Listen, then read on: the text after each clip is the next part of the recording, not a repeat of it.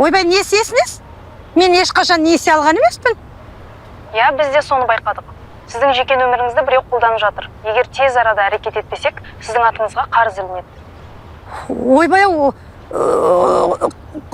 қарыз қалай? Ай балам, енді не істеймін, не істесем болады? Уайымдамаңыз апай, біз сізді қорғаймыз. Тек сізге қазір хат арқылы келген кодты тезірек айтыңыз. Сол кезде несие рәсімделмейді. Жақсы.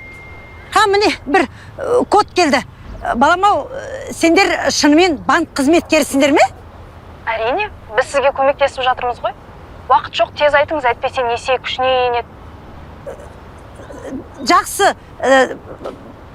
Балам, естуімше банк қызметкерлері код сұрамады дейтін еді. Апай, бізді тексеріп отыратын уақытыңыз жоқ. Айтыңыз кодты. Жақсы, қазір. 1 7 9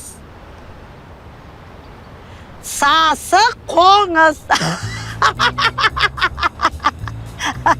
Ай, оңбағандар, ақмақты тапқан екенсіңдер. Бүгіндікке 5-ші рет хабарласып отырсыңдар. Ұят бар ма сендерде? Қойсаңдар шей, қара халықты алдағанды.